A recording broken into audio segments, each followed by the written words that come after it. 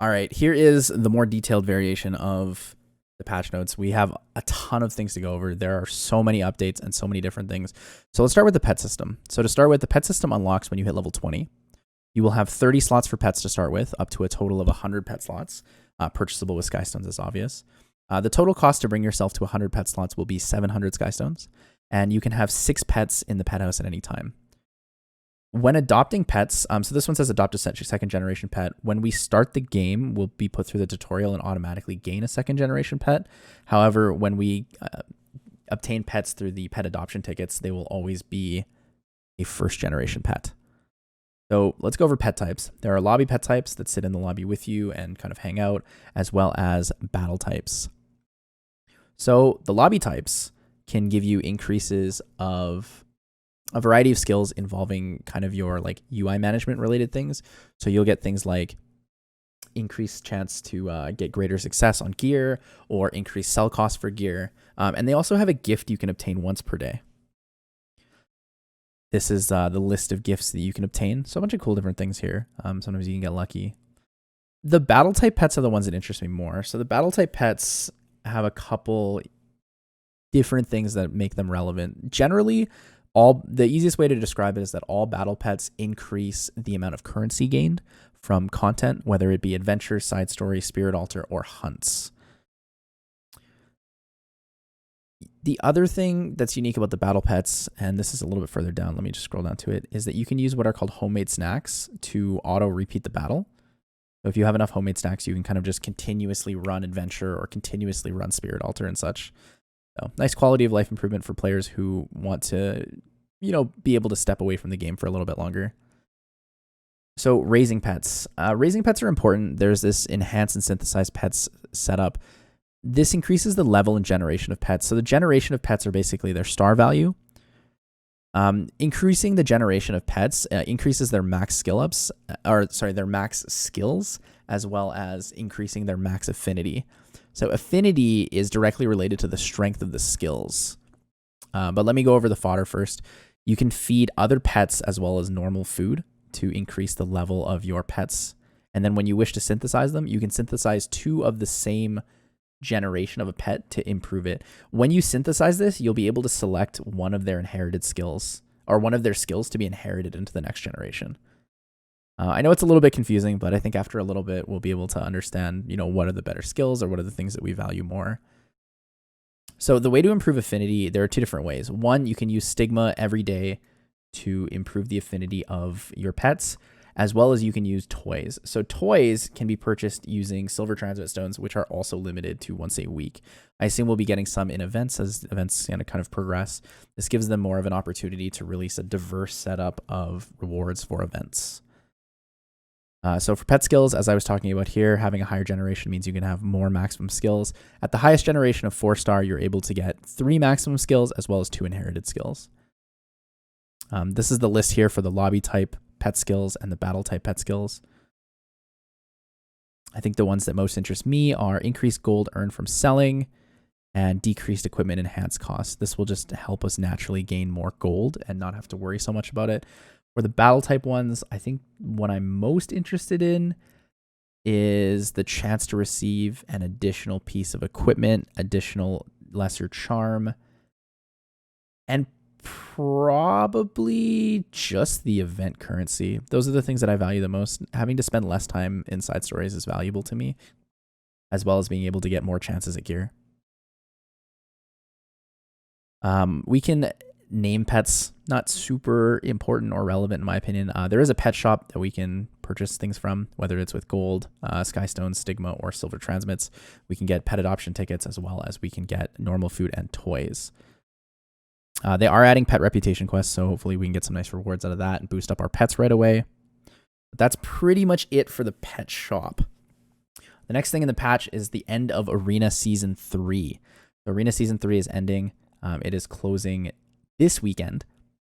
The preseason will begin from November to December, and then December 2nd will be the start of Arena Season 4. They're also changing the names of all the Arena seasons. So Season 1, before we knew, you would get Arena Gear Season 1 in brackets, like S1 in brackets. Now they're going to be renamed. Season 1 is the warfare season. Season 2 is the gallantry. Season 3, victory. And Season 4 will be honor. They've made some adjustments to matchmaking so that lower ranked players will struggle less, which is nice. I think that it's very helpful for them to be able to actually do the content as well as improve by getting the conquest points.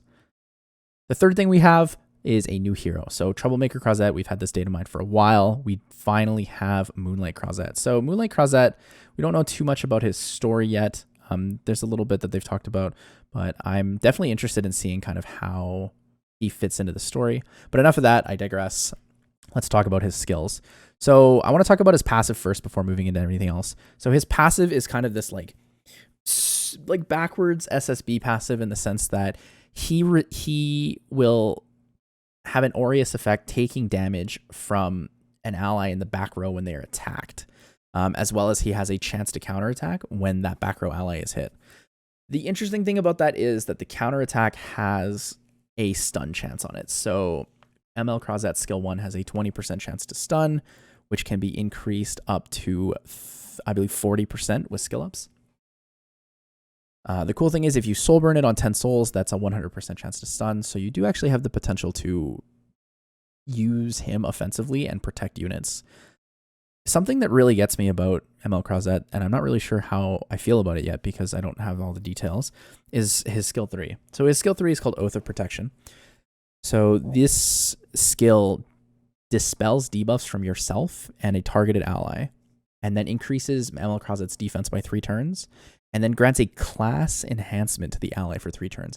I'm not quite sure what a class enhancement is. I assume it's a buff based on what class you are, but I'm definitely interested in seeing how that works because there could be some really, really cool synergies between ML Crozet and other units.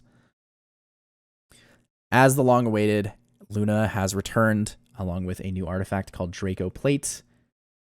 So Luna is limited and has returned. Draco Plate is what I want to talk about the most, though. Draco Plate is a warrior artifact that increases your critical damage and also gives you a adamant shield passive built into it.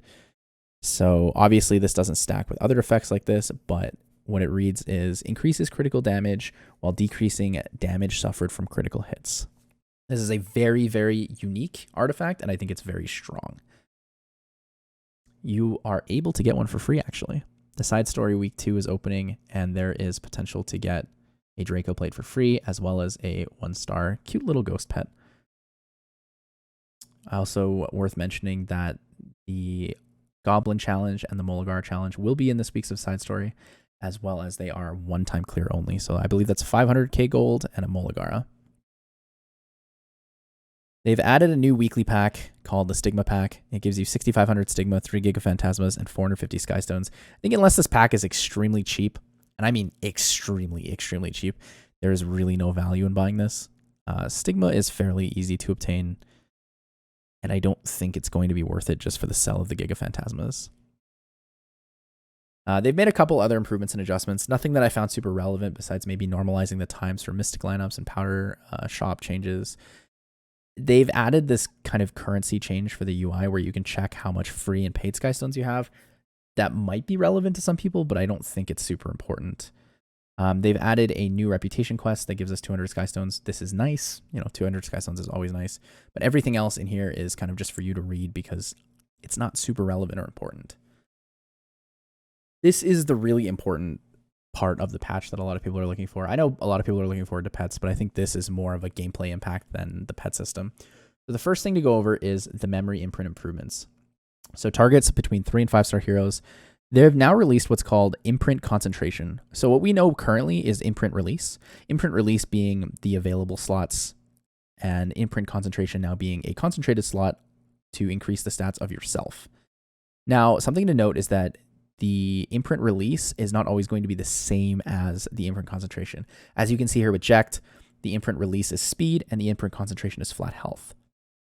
To unlock the imprint concentration, we have to use what are called ego fragments. Now, ego fragments can be purchased once a week from the shop using silver transmit stones. So you'll need 12 silver transmit stones a week for that, should you choose to use your ego fragments on multiple units.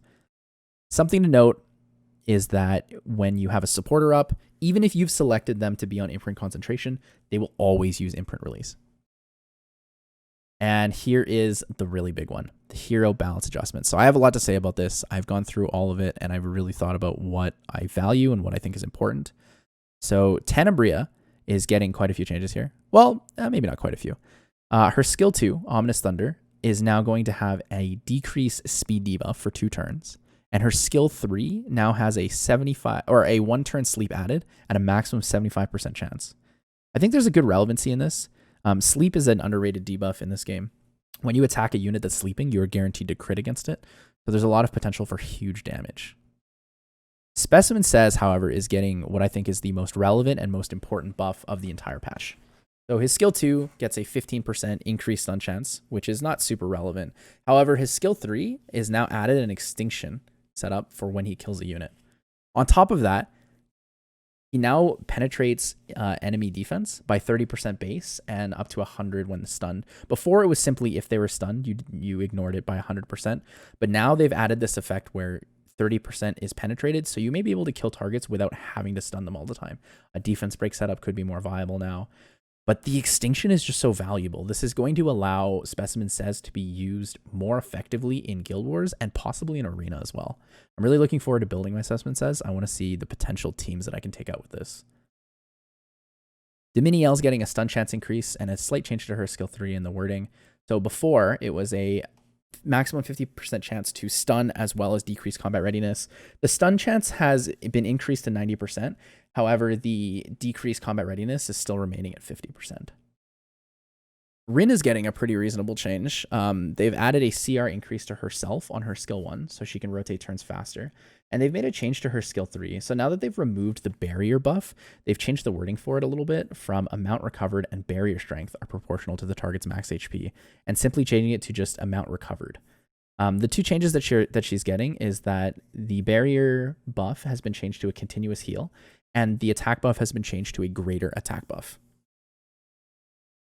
Now, second here, I think probably the second most important, arguably the first. Some people think this could be more relevant than the extinction added to Specimen Says. Assassin Sid gets a lot of changes. So the first thing I want to mention, skill 1, he has now an added decreased defense for 2 turns. They've changed the poison debuff to be a defense break instead. I think it's more relevant, especially being a 2-turn skill. Dual attacks can be extremely effective now with Assassin Sid. But the real big change here is to his skill 3, execution. So a couple things have been added. The first thing is that he now increases his self-evasion for 2 turns, which is very valuable. A lot of protection from having that self-evasion buff. Plus, it allows other artifacts to be utilized together with Assassin Sid so that he can be quite the troublemaker and really just avoid things like when you miss a Violet 8 or 9 times in a row. But the big seller here is that he has an effect called Soul Steal, which removes 20 souls from the opponent. Now, the kicker for this is that the effect is unaffected by hit or effect resistance. Due to Assassin Sid having this crazy base speed, I think it will be quite effective and quite easy for him to just shut down offensive teams that require souls. It's going to be so good against Taga Hells, and it really has the opportunity to be a strong contender for future real-time arena. Moving on from that, we have Champion Zaratu. Champion Zaratu is actually getting quite a bit of changes. Changes to all 3 of his skills. His skill 1 now targets 2 units, as well as transferring 2 debuffs. As well, it also recovers his HP when he attacks, and the amount recovered is proportional to his max HP. The addition to his skill 2 is that he is now immune to decreased hit chance, and the addition to his skill 3 is he now gains a self-defense buff when using this skill. Elson, our boy, the old Holy Trinity, is getting some changes as well. His skill 2 has been lowered cooldown by 1 turn. His skill 3, the old attack buff and defense buff, now also heals, and the amount recovered from the heal is proportional to the target's max HP, as well as getting a cooldown reduction on that. So Elson is going to be much more viable, having less turns of downtime, as well as more heal strength. I wonder to see if Elson will be able to come back into a potential PvE meta, or if he'll still be, a little bit too short of what he was. Shout out, I would like to see an Elson specialty change. Captain Elson or something would be really cool. ROL gets a change. So ROL skill 1 now dispels 2 debuffs instead of 1. Fairly good buff. I'm not quite sure how relevant it will be in terms of high-end PvP. I think it could be relevant in lower-end PvP, mainly because of the skill 2, not necessarily because of the skill 1. So the skill 2 change is, ROL is basically a mini Fallen Cecilia shield in the sense that it only applies to one target, but they have added the effect where this barrier granted to the lowest health target will be applied at the beginning of the battle. MRSA gets a couple cool changes too. So MRSA passive is getting a big change. MRSA passive has basically removed the health condition. So prior to, her health condition was that if she was below 50%, she would gain all of this evasion and such, as well as the value being a little bit higher. So in this case, now she has a flat amount of 35% evasion, which can be increased to 50% when skilled. And after she successfully evades, she decreases the cooldown of herself and increases her speed for 2 turns. So there's the opportunity for her to start lapping units and really controlling them.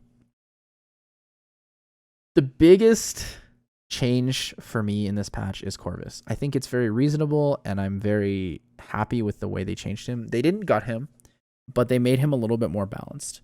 So what they've done is, with his skill 1, they've added a condition where when he's enraged, he will do increased damage and have a stun chance. So his skill 1 before was just a transfer of debuffs, but now it will do this additional effect when enraged.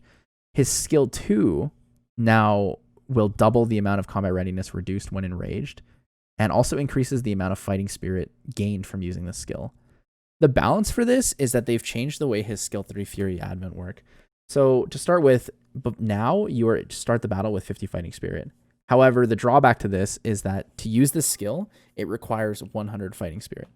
So before, it was really easy to just rotate and stun people and then just always have your skill 3 up, always heal, be really safe. Now players will have to be a little bit more careful about when they use their Fury's Advent, as well as what kind of teams that they can bring their Corvus into.